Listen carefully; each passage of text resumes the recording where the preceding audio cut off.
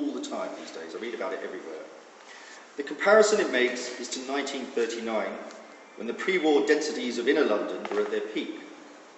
Although the population of Greater London has surpassed that of 1939, inner London remains 1.7 million residents short of its former levels, its former peaks.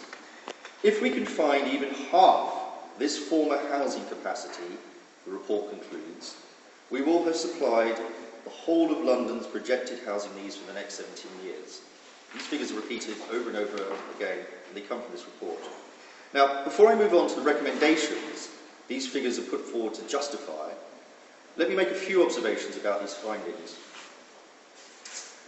First, most obviously, inner London in 1939, particularly in the south and east end, was notorious for the overcrowded terraces that post-war modernism sometimes hastily swept away as slums, certainly, but which should hardly be a model to which we should aspire today. Moreover, the inner London boroughs that property developers have their eyes on, the traditionally working class boroughs of Islington, Tower Hamlets, Hackney and Lambeth, are in fact most densely populated in London, with populations of respectively, I actually won't go through these figures. Only Kensington and Chelsea, that invasive finger of Tory voters, slides between their cheeks. So the population density findings of the Adonis report, they're incorrect factually, they're arbitrary in their comparisons, and they're questionable at the very least as an aspiration. In other words, the boroughs they're attacking are not the least dense. It's not those that are necessarily need development. If we were to take the same blanket criteria, we could point out that the borough of Westminster, at the very centre of London, has a far lower population density than these boroughs, and is only slightly higher than that of Camden and Southwark. Moreover, nearly 11,500 of the properties in Westminster are registered to offshore companies and therefore presumably stand empty. We don't hear about these being fallen for redevelopment. Perhaps if Lord Adonis is seeking Lebensraum for his city villages, he should consider building in Whitehall and Pall Mall. It's not as if their current inhabitants don't have second, third and fourth homes already paid for by the state. I'm joking, unfortunately, but I'm making this point to show that the justifications for what the Adonis report argues are necessary measures to address a housing crisis are nothing of the kind.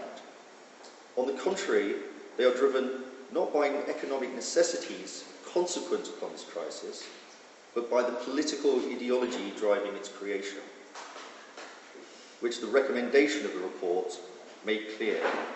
For what identifies the inner London boroughs chosen for demolition and densification is not their insufficiency of population, but their plenitude of council estates.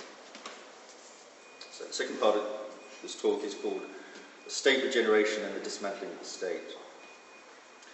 The Adonis report estimates that there are around 3,500 housing estates in Greater London, with an estimated 360,000 homes, all of which stand on land currently in the hands of local authorities. The report doesn't say so, but that equates to upwards of 1 million people. Yet its recommendation is that all existing council estates be recategorised as brownfield land. Brownfield land is a term used in town planning to describe former commercial or industrial land that has become contaminated by chemical or industrial waste and requires clearing up before being redeveloped.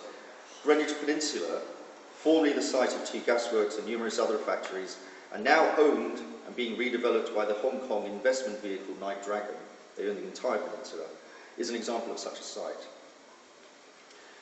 By applying this category, brownfield land, to London's council estates, the equation it makes is clear. What requires clearing up is another kind of industrial waste, that of the overwhelmingly working class residents of the homes Lord Adonis, peer of the realm, intends to evict. These recommendations, made in March of this year, are now housing policy. In the speech he gave to the London Real Estate Forum, Brandon Lewis, the Minister of State for Housing and Planning, adopted the lock, stock and eviction notice in a talk he gave in June. Behind his concern for tackling, as he put it, the deprivation that blights the lives of residents of these estates. It's kind of language which is repeated over and over again. The leap from insufficient population density to redevelopment of brownfield land to the demolition of council estates was for him a hop, a skip and a jump.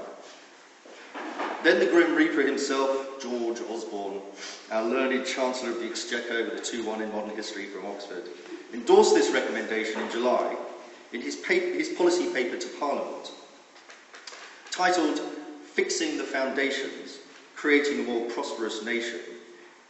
This paper promises, among other things, automatic planning permission on all suitable brownfield sites, stronger compulsory purchase powers to create such brownfield land, the devolution of planning powers, including power over land, to the London Mayor, the power for the government to intervene when local authorities fail to follow their plans for meeting its housing quotas, and bypassing due democratic process on national infrastructure projects that include housing. That's why the run for the next mayor is very, very important. Finally, hereditary millionaire Zach Goldsmith, by the grace of God not our next London mayor, had clearly received the memo from Conservative campaign headquarters when, at his first Conservative Party conference this month, he said he would provide more homes, better communities. The same language. Contrary to what some believe, announced this champion of the truth, there is no shortage of land, and specifically, there is no shortage of brownfield land. Just consider, he tells us, the 3,500 or so 1950s and 1960s estates